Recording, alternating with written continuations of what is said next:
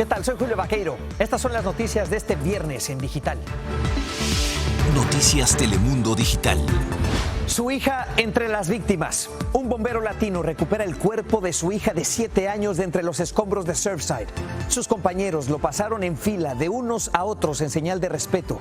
126 personas siguen desaparecidas. Vacaciones al fin. Más de 47 millones de viajeros por tierra y por aire salen en este fin de semana largo del 4 de julio. El primero sin restricciones después de año y medio de pandemia. Remesas récord. El envío de dinero a México aumenta más del 30%. Las familias mexicanas reciben un promedio de $350 al mes. Una ayuda inigualable para enfrentar la crisis económica.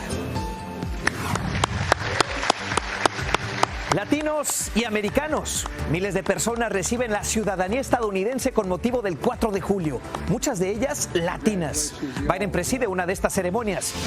¿Qué tal? Soy Julio Vaqueiro, hoy en lugar de José Díaz Balart. Los socorristas que trabajan en el edificio derrumbado en Surfside sacaron de entre los escombros el cuerpo de una niña de 7 años. Era la hija de uno de los bomberos que estaba en la escena. Este hallazgo ha afectado profundamente a los socorristas. Cristina Londoño está en la zona cero. De verdad doloroso, Cristina, y además el número de víctimas mortales sigue creciendo. Buenas tardes. Buenas tardes, Julio. Así es, son 22 muertos confirmados, 126 personas desaparecidas.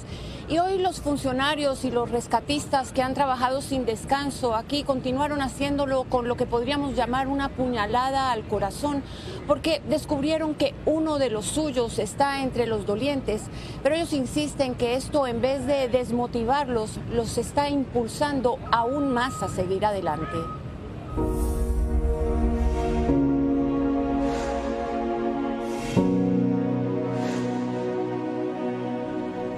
Dicen que trabajan con mayor compromiso que nunca, pero hoy el dolor cala más hondo porque el luto se volvió personal.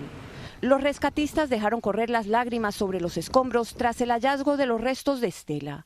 Tenía 7 años y era hija de uno de sus hermanos. Aunque no somos de sangre, es mejor que sangre, es más poderoso que sangre. Cuando uno de nosotros llora, cuando uno de nosotros siente tristeza, todos nosotros sentimos lo mismo. Stella, su mamá, su tía y abuelos estaban desaparecidos desde el colapso del edificio. El relato del rescate de su cuerpo y el de su mamá de las ruinas es devastador. Los rescatistas hacen una línea, una fila en el cual el cuerpo pasa por entre todos los rescatistas, dándole ese último adiós y un momento de reflexión, de silencio, de respeto. Esta vez el papá de Stella estaba en esa línea. Él fue el que ayudó a bajar a su hija. Y de nuevo, no quiero darle los detalles, yo creo que eso es algo personal, un momento personal de él, y si alguien va a decir esa historia debe de ser él. Hace solo unos días, Laura Hernández, quien a veces cuidaba a la niña, aún rogaba para que un milagro la devolviera con vida. Y que si no es así, que Dios lo quiera así, que fue su voluntad, que ellos cumplieron un propósito en nuestras vidas. El propósito de los cuerpos de rescate más claro que nunca. Hay nietos, sobrinos, hay padres, hay hermanos, hay tíos. Todos podemos ponernos en el lugar de los sobrevivientes. Con el paso de las horas, la fe cuesta más. En Surfside, Florida, Cristina Londoño, Noticias Telemundo. Durísimo. Aún con este corazón estrujado, los socorristas no detienen su tarea. Rogelio Morataglia está en Surfside, en la escena. Rogelio, la alcaldesa de Miami-Dade ya dio la orden de demoler lo que queda en pie del edificio, ¿cierto? Efectivamente, Julio, la alcaldesa del condado Miami-Dade, Daniela Levine, ha firmado ya esta orden de emergencia para que sea demolida la parte que quedó de pie de este complejo de condominios. Ahora los ingenieros están analizando cuándo sería el mejor momento para hacerlo, o sea, para determinar ya una fecha. Ellos también, es muy importante decirlo, han regresado los rescatistas ya a continuar con las labores de rescate, pero lo están haciendo en zonas que están muy protegidas y ahora están buscando que estas zonas se puedan extender para poder hacerlo de una manera más amplia. Ahora habrá que decir, Julio, que contribuyó el clima este día y sin embargo viene una nueva amenaza. Se llama Elsa y podría por supuesto complicar muchísimo las labores de rescate. Aunque no viene directamente al condado Miami-Dade, sí podría venir con vientos fuertes y obviamente las autoridades están analizando qué hacer en el momento en el que tengan mayor información, cómo van a trabajar los rescatistas, si va a ser seguro o no, pero por el momento, Julio, Elsa aparece como una nueva amenaza para los trabajos de rescate aquí en la zona cera. Gracias, Rogelio. Sí, el huracán Elsa ya se siente en el Mar Caribe y en los próximos días podría llegar a Florida. Hoy por eso nos acompaña nuestro jefe de meteorología, Carlos Robles. ¿Qué tal, Carlos? ¿Cuál es el pronóstico para las próximas horas? Elsa continuará como huracán y continúa moviéndose rápidamente hacia el oeste. Se dirige precisamente hacia lo que es la isla de Cuba. Ya para el día domingo debería estar afectando esa región y de domingo en adelante se moverá hacia algún punto de lo que es la porción oeste de la península de la Florida. Y digo algún punto porque existe abundante incertidumbre sobre dónde debería estar dándose esa entrada, ya que los modelos de computadora no coinciden del todo sobre esa localidad en específico. ¿Y por qué hay tanta incertidumbre, Carlos? No ha sido hasta el día de hoy que el avión de reconocimiento ha comenzado a hacer sus primeros vuelos y es sumamente importante que se den estas misiones de reconocimiento. ¿Saben por qué? Porque el avión cazahuracán, vean, lo hemos traído a nuestros estudios, realmente tiene un papel fundamental en pronosticar con exactitud estas perturbaciones. ¿Cómo lo hace? Utilizando instrumentos que tiene consigo. Fíjese, un medidor de viento justo enfrente del avión mide las ráfagas y cuán intensas son. Además, justo debajo del avión tenemos un radar, mide las columnas de lluvia y sabemos si el huracán está pasando por un proceso de rápido fortalecimiento. Aunque usted no lo crea, lo más importante son los cilindros que lanza este huracán. Se le llaman radiosondas y logran atravesar toda la estructura vertical de esta perturbación, midiendo ¿qué? Humedad, vientos y sobre todo la presión barométrica. Todos esos datos son recogidos y enviados a las simulaciones meteorológicas. ¿Para qué? Para que puedan tener un entendimiento mejor de lo que está ocurriendo dentro de esta perturbación y puedan llevar a cabo mejores pronósticos. Así que, Julio, durante este fin de semana estas misiones van a continuar y nos darán mucha más certidumbre de lo que finalmente va a ocurrir. Estamos atentos entonces a esos datos. Muchas gracias, Carlos. Claro que sí. Qué interesante. Bueno, si usted piensa ir de viaje en este feriado de 4 de julio de cualquier forma, pues no está solo porque se espera que el número de viajeros por aire y por tierra llegue a niveles previos a la pandemia. Se anticipa que más de 47 millones de personas se trasladarán este fin de semana largo. Esto es un 40% más que el año pasado. De ese total, más de 43 millones lo harán por carretera, es decir, 9 de cada 10 viajeros. Y esto a pesar del aumento en el precio de la gasolina. El promedio nacional ha llegado a $3.12 por galón. Es el precio más alto de los últimos 7 años. En el aeropuerto de Burbank, en el condado de Los Ángeles, se encuentra Francisco Cuevas. Francisco, ¿ya se percibe ahí más afluencia de pasajeros? ¿Qué dices?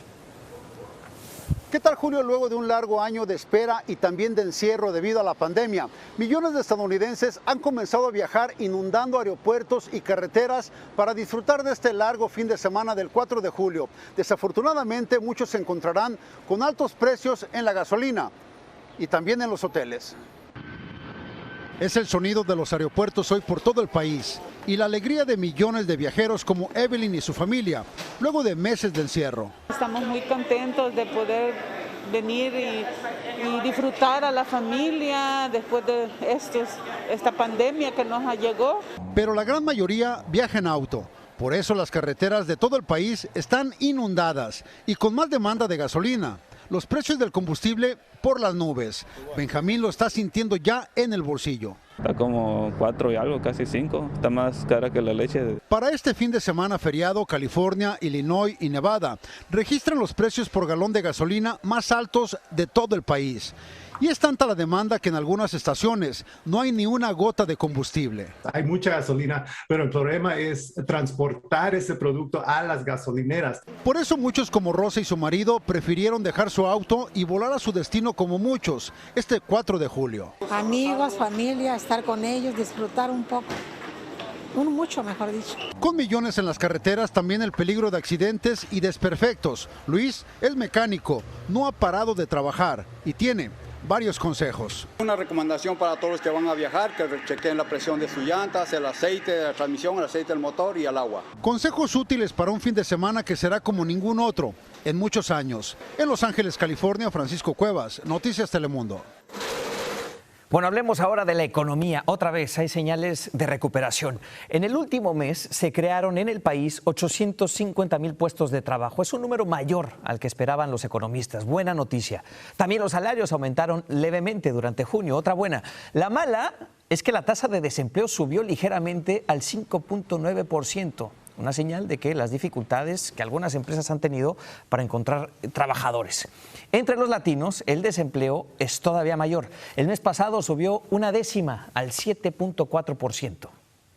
Y la pandemia. Ahora la preocupación de los expertos es la variante Delta del COVID-19 que se sigue expandiendo por Estados Unidos. La cepa más contagiosa y potencialmente letal ya está presente en los 50 estados del país. Hoy Delta es responsable de 1 de cada 4 casos de coronavirus. Se teme que su presencia se dispare todavía más con las multitudes que veremos en este 4 de julio. Los vacunados con la dosis de Johnson & Johnson están protegidos. Ya la empresa informó que su vacuna es altamente efectiva contra esta variante, igual que la de Pfizer y la de Moderna.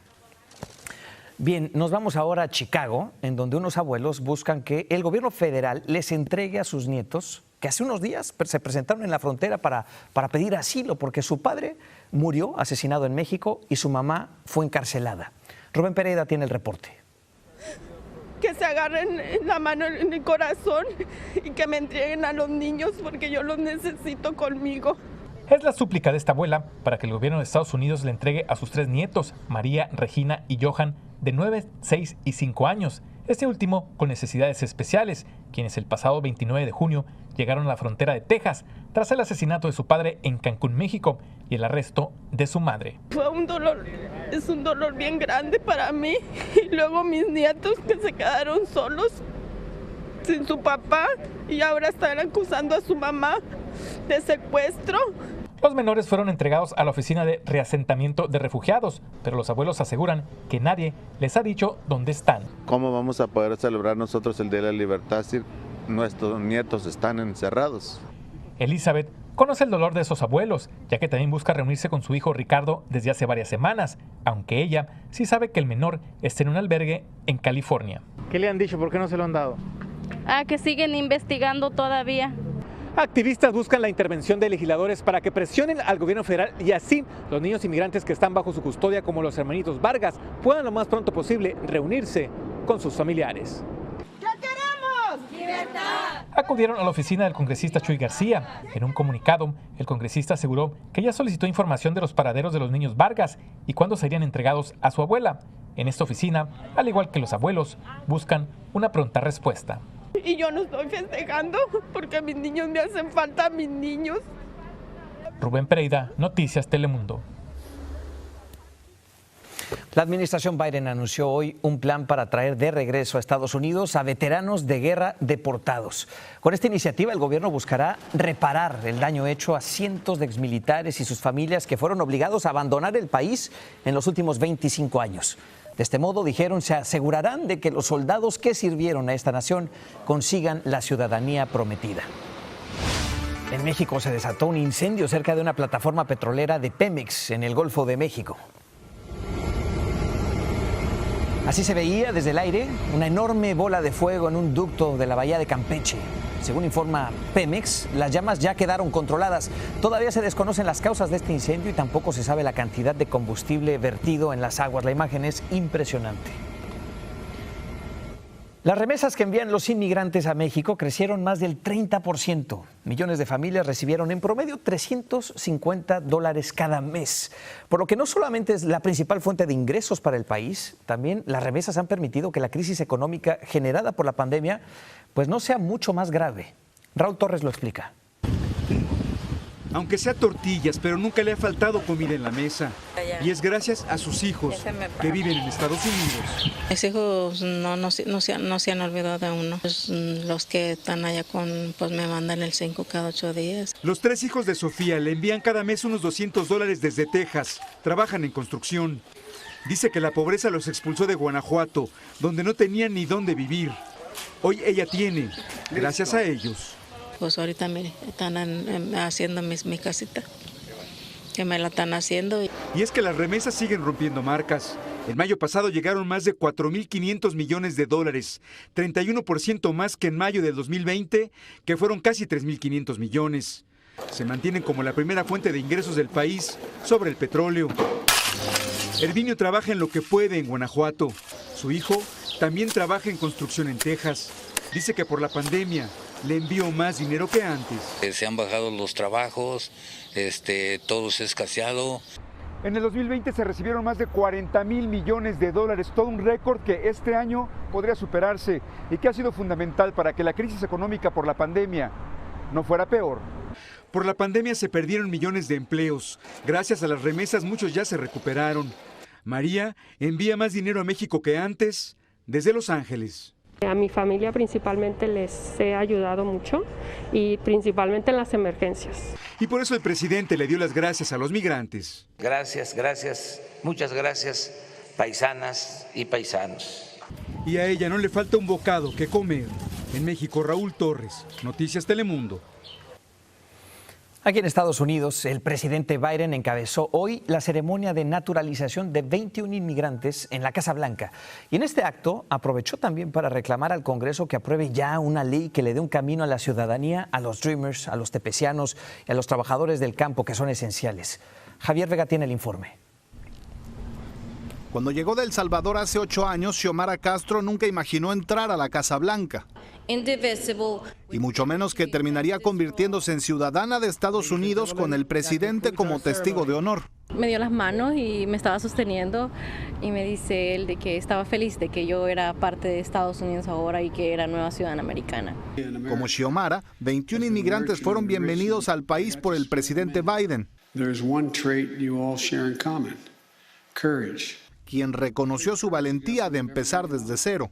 Entre ellos Sujei, originaria de Panamá, quien ya abrió su propio negocio de repostería. Para mí es el sueño americano. Yo empecé con un pastelito bien chiquitito, de decoración bien mínima, y pues ahora hago decoraciones grandísimas. En la ceremonia de ciudadanía, el mandatario también reconoció a una inmigrante jamaiquina, la enfermera Sandra Lindsay, la primera en recibir una vacuna contra el COVID-19. No solo aquí en la capital, de costa a costa y como parte de las celebraciones del Día de la Independencia, Estados Unidos le abre la puerta a 9,400 nuevos ciudadanos.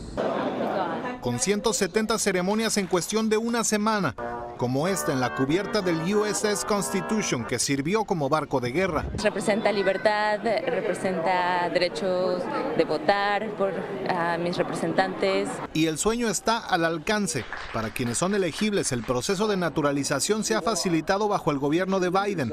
Por ejemplo, con la anulación del examen más largo y difícil que había implementado la administración Trump. Un juramento que viene con obligaciones, pero también derechos y nuevas promesas en el horizonte. Apoyar a mis padres para que ellos puedan obtener la ciudadanía igual que yo la obtuve. En Washington, Javier Vega, Noticias Telemundo. Síganos en nuestras redes sociales para más noticias y visite noticiastelemundo.com.